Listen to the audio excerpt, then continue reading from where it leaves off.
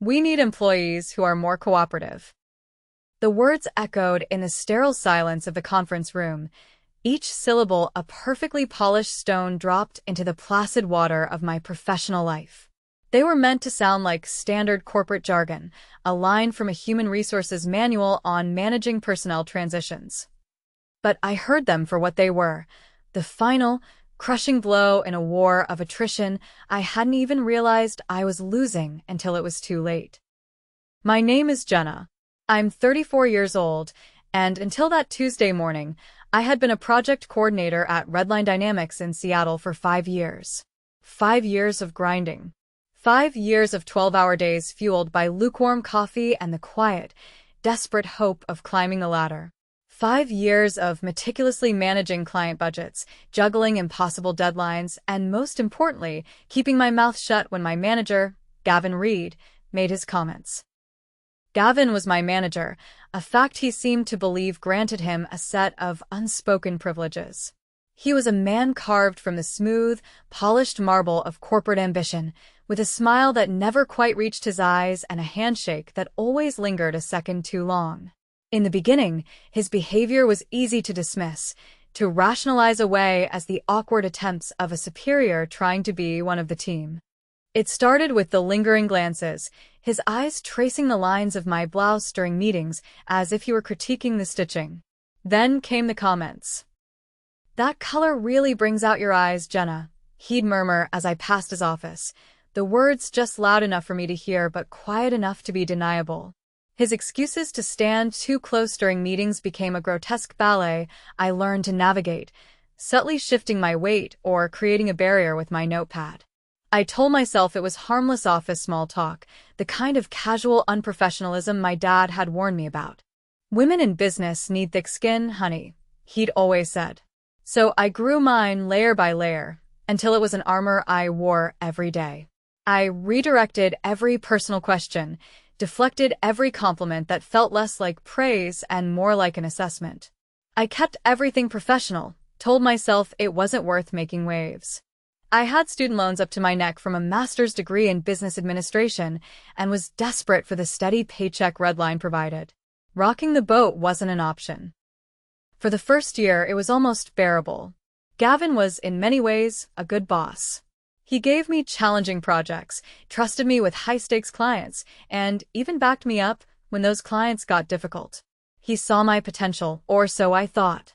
He asked about my career goals, my 5-year plan, and made me feel like he was invested in my future at the company. That belief, that fragile hope, was the currency I used to pay for my silence.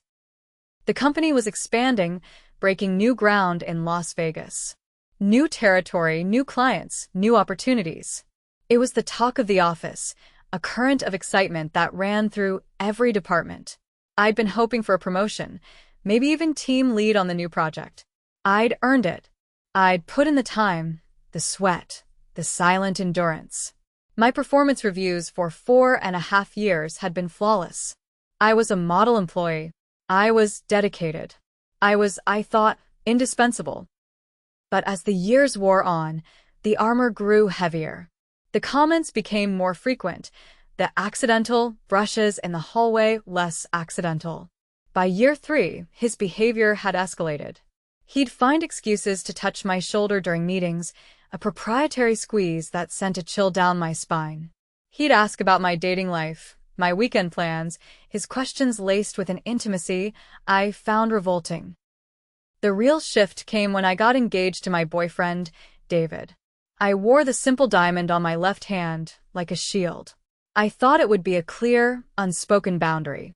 I was wrong. Instead of backing off, Gavin's attitude shifted from predatory charm to a cold, biting critique. My performance reviews, once glowing, suddenly had notes about my lack of responsiveness to management directives and issues with collaborative teamwork. He became hypercritical, finding fault in reports that were identical in format to ones he'd praised a month earlier. The engagement didn't last. The constant stress from work, the person I was becoming just to survive it poisoned everything. David and I broke up after 2 years, and somehow, Gavin found out before I'd told anyone at work. His mood improved dramatically. The compliments returned, the lingering looks, the invitations to business discussions over lunch, just the two of us. I developed strategies. I never worked late if he was still in the office. I always kept my door open during our one-on-one meetings. I started bringing coffee from home, so I wouldn't have to use the break room, his favorite place to corner people. I thought I was managing the situation. I saw the sympathetic looks from Patricia in accounting, the way Jake from IT would position himself between us at company events. Everyone knew, but no one said anything. That's how these things work in small companies. Everyone sees the rot, but no one wants to be the one to cut it out, lest they get infected themselves. Then came the Las Vegas trip. Instead of promotion, Gavin called me into his office on a Tuesday morning. The blinds were drawn, casting the room in a dim, conspiratorial light. He was leaning back in his oversized leather chair, a smug look on his face that I'd learned to hate. "Big news, Jenna," he began, steepling his fingers. "We're heading to Vegas to survey the market. Just you and me." My heart sank, but I kept my face a neutral mask. "That's great news, Gavin. When are we leaving?" "Next week. It'll be a quick trip, but we'll need to stay overnight. Survey the market, meet with some potential clients." He smiled that smile, the one that made my skin crawl. "Hotels are booked tight, though.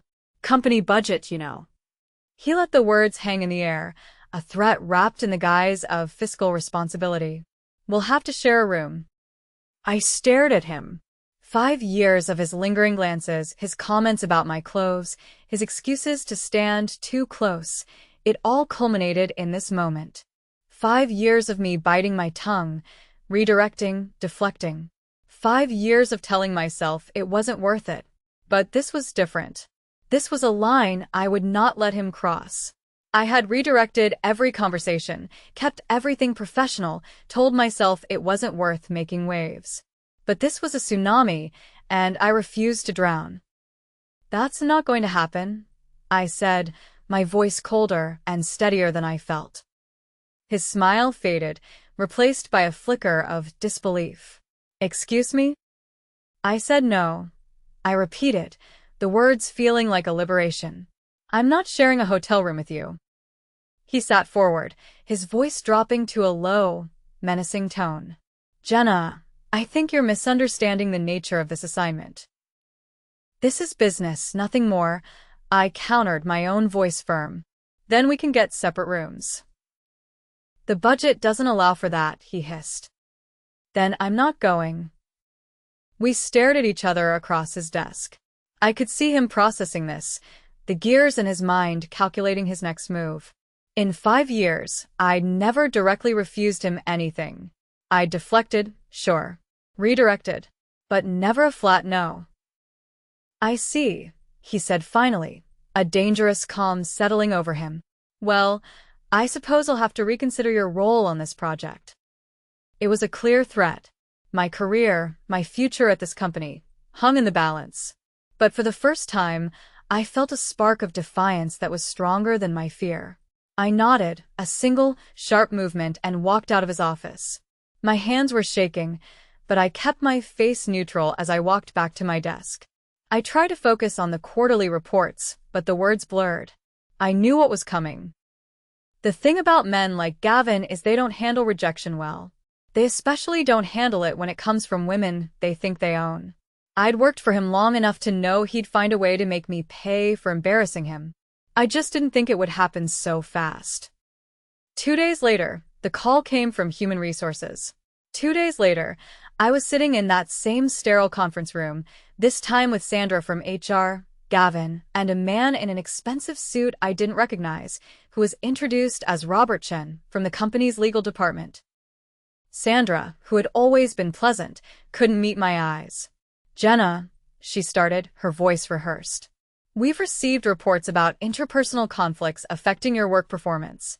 Specifically, issues with collaborative teamwork and responsiveness to management directives." I looked at Gavin. He was staring at his hands, playing the part of the reluctant manager forced to discipline a difficult employee. It was a masterpiece of corporate theater. "I see," I said, my voice betraying none of the fury boiling inside me. Could you be more specific about these reports? That's when the lawyer, Robert Chen, spoke for the first time. He opened his briefcase and pulled out a folder. Mr. Reed has documented several instances of insubordination and unprofessional behavior, he said, his tone as cold as a morgue slab. Refusing work assignments, challenging management decisions, creating a hostile work environment.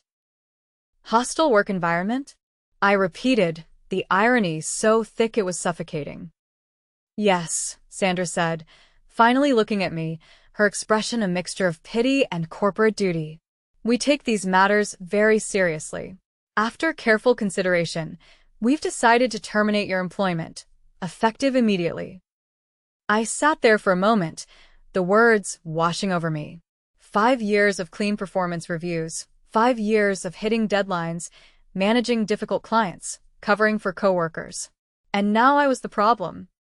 Your attitude problem is affecting the workplace, Gavin said, finally looking up, a sliver of triumph in his eyes.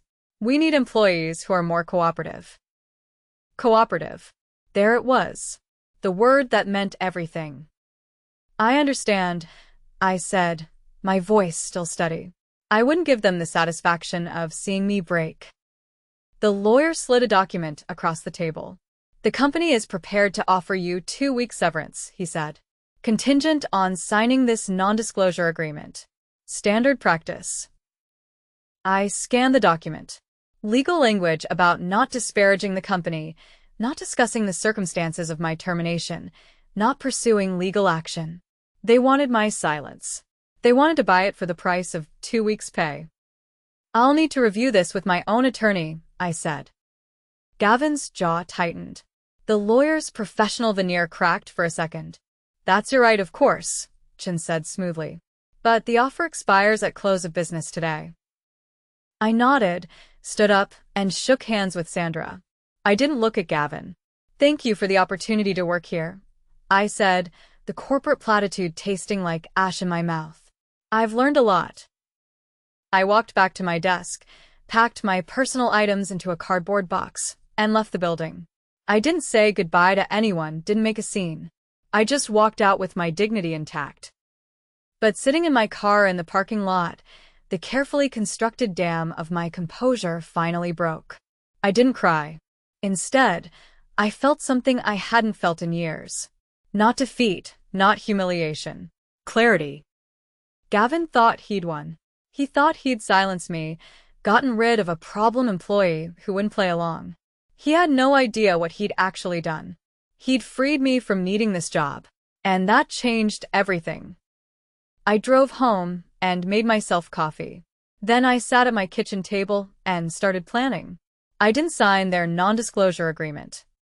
Instead, I called David's sister, Lauren. She'd graduated from law school 2 years earlier and worked for a powerhouse firm downtown. She was sharp, tenacious, and had always seen right through Gavin. They're trying to buy your silence, she said after I recounted the meeting. 2-week severance for 5 years of employment? That's insulting. What are my options? I asked, my voice raw. You could file a complaint with the Equal Employment Opportunity Commission. Sexual harassment, retaliation, wrongful termination. But you'd need documentation. Do you have anything in writing? I thought of the years of veiled comments, the conversations that always happened behind closed doors. No, I said, my stomach sinking. It was all verbal. Okay, Lauren said, her tone all business. This will be harder, but not impossible. Let me make some calls. That's when Gavin made his biggest mistake. The next day, Robert Chen called my personal cell. Jenna, this is Robert Chen from Redline Dynamics. I understand you've been in contact with outside legal counsel regarding your termination. I want to be very clear about something. The non-disclosure agreement you refused to sign contained important protections for both parties. Without those protections, we may be forced to take a more aggressive stance. Meaning what, exactly? I asked. Meaning we have documentation of performance issues dating back 2 years. Missed deadlines, client complaints, insubordination. If this matter proceeds to litigation, will be forced to present evidence that your termination was entirely justified and had nothing to do with any alleged harassment. I felt my stomach clench. Are you threatening me? I'm explaining the legal realities of your situation, he said, his voice slick with condescension. The offer stands until the end of business today. 2 weeks severance, mutual non-disclosure. A clean separation. After today, any settlement discussions would necessarily be less favorable. He hung up before I could respond. I called Lauren immediately. They're threatening to fabricate performance issues, I said, my voice shaking with rage. They can't do that, can they? They can try, she said grimly. But you have 5 years of performance reviews, right? A clean record. Up until this year, I admitted. Gavin gave me 2 negative reviews after I started refusing his invitations. When exactly did those negative reviews start? I pulled up my email archives. March and June. Right after I told him I wasn't interested in having dinner with him. Perfect, Lauren said. That's textbook retaliation. The timing alone proves your case. But when I went to my email the next morning, something was wrong. My work account had been deactivated, which was expected, but my personal emails from colleagues were gone. Messages I'd forwarded to my personal account, backup copies of documents, performance reviews I'd saved, everything related to Redline Dynamics had vanished. I called my internet provider. There was a legal request for data removal, the technician told me. A court order. They had to comply. What court order? I demanded. You need to contact the requesting party for details, he said, and the line went dead. I called Lauren in a panic. They've deleted everything. All my evidence. That's not possible. You can't just delete someone's personal emails. They did it somehow, she said, a grim silence on the other end of the line. Jenna, who exactly are we dealing with here? How big is this company? I looked up Redline Dynamics corporate structure online. What I found made my blood run cold. They weren't just a logistics company. They were a subsidiary of a much larger defense contractor. Government connections, military contracts. The kind of company that probably had lawyers who knew exactly how to make problems disappear. I spent 3 days in my apartment feeling defeated. Every avenue seemed blocked. My evidence was gone. My EEOC complaint looked weak without documentation, and Redline's lawyers had made it clear they'd fight dirty. But Wednesday evening, something unexpected happened. My doorbell rang. Patricia from accounting stood on my doorstep, looking nervous. I hope you don't mind me coming by, she said, wringing her hands. I got your address from the employee directory before they updated it. I invited her in, made coffee, and waited for her to speak. I heard what happened, she said finally. About the Vegas trip, about your termination. I wanted you to know, you're not the first. My coffee cup stopped halfway to my lips. What do you mean? 3 years ago, there was another woman, Kelly Morrison. She worked in client relations. Same thing happened to her. Gavin made advances she refused, and suddenly she was terminated for performance issues. What happened to her? I whispered. She tried to fight it, filed complaints, hired a lawyer. The company buried her in legal motions until she ran out of money. She eventually took a settlement, just to make it stop. Patricia reached into her purse and pulled out a flash drive. But she kept copies of everything. Every email, every performance review, every interaction with Gavin. She then reached in again and pulled out a worn manila folder. And I've been keeping records, too. Every time I've seen Gavin behave inappropriately, every conversation I've overheard. I never knew what to do with the information, but I couldn't just ignore what was happening. She handed me the folder. I knew someday someone would need proof. I just didn't have the financial stability to be that someone myself. By Friday, we had statements from 9 women spanning 6 years. Lauren introduced me to her firm's senior partner, a woman named Margaret Walsh who specialized in employment law. Margaret had silver hair and steel in her voice, the kind of lawyer corporations actually feared. I've seen companies like Redline before, she told me during our first meeting. Defense contractors with government connections think they're untouchable. But sexual harassment law doesn't care about your security clearance. We developed a strategy. First, file an amended EEOC complaint with Kelly's and Patricia's evidence. Second, reach out to the local media. Margaret had contacts at the Seattle Times who covered workplace issues. Third, identify other potential victims through social media and professional networks. The key is momentum, Margaret explained. Once the first story breaks, other women will come forward. They always do. But we need to move carefully. Redline has already demonstrated their willingness to play dirty, and we can't afford to give them any ammunition. Margaret filed the amended complaint Monday morning. Tuesday, the Seattle Times published their investigation. The headline read, "Defense Contractor Faces Multiple Harassment Allegations." The story laid out the pattern of behavior, the company's responses, and the broader implications for workplace culture in the defense industry. Redline's stock price dropped 12% by market close. Wednesday morning, my phone rang. It was Robertson again. "Miss Whitmore," he said, his voice stripped of its earlier arrogance. "I think we may have been hasty in our previous communications. My client is prepared to discuss a reasonable settlement that addresses your concerns." "What kind of settlement?" asked, my voice cool. "Full salary compensation for 12 months, positive references, and a contribution to a women's workplace advocacy organization of your choosing, in exchange for standard non-disclosure terms." "What about the other women?" "That would need to be discussed separately," he said quickly. I hung up and called Margaret. "They're trying to isolate me from the group," I said. "Classic divide and conquer," she replied. "They want to silence you before more women come forward." "How many calls have you gotten from reporters?" 15 since yesterday." "Good. The pressure's working. Don't take any interviews yet, but let them know you're represented by counsel and considering all options." Thursday brought another development. The Department of Defense announced they were reviewing Redline's government contracts in light of the harassment allegations.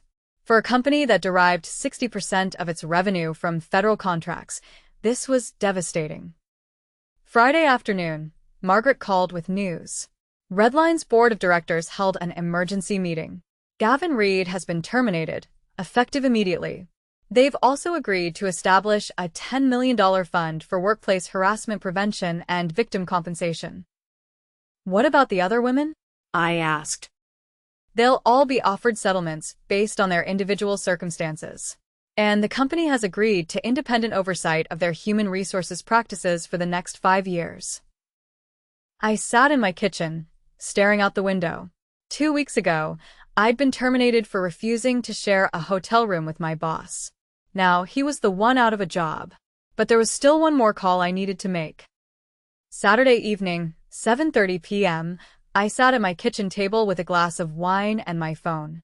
I'd been thinking about this call for weeks. Not because I wanted revenge, exactly, but because there was someone who deserved to know the truth. Cynthia Reed answered on the third ring. "Hello. Mrs. Reed, this is Jenna Whitmore. I used to work for your husband at Redline Dynamics." Silence. Then, "I heard about the news stories." "I imagine you did," I said. "I'm calling because I thought you should know that this wasn't just about work. The harassment wasn't just professional misconduct." "What do you mean?" she asked, her voice small. I took a breath. "He told me several times that his marriage was ending, that he was planning to leave you. He said you didn't understand him, that you'd grown apart. He used that as justification for pursuing other women." More silence. "He's been telling women for years that his marriage was basically over," I continued, "that he was just waiting for the right time to file for divorce. I thought you should know that." "How many women?" she finally whispered. "At least 9 that we've documented. Probably more." Cynthia was quiet for a long time. When she spoke again, her voice was different. Harder. "Thank you for calling. I need to ask you something. Do you have any evidence of him discussing our marriage with you or the other women?" "Text messages, voice recordings," I said. "And several of the other women received similar communications." "Would you be willing to share those with my attorney?" Of course. Good, she said, her voice like flint. Because I filed for separation this morning. And now I'm filing for divorce, on grounds of adultery and emotional abuse.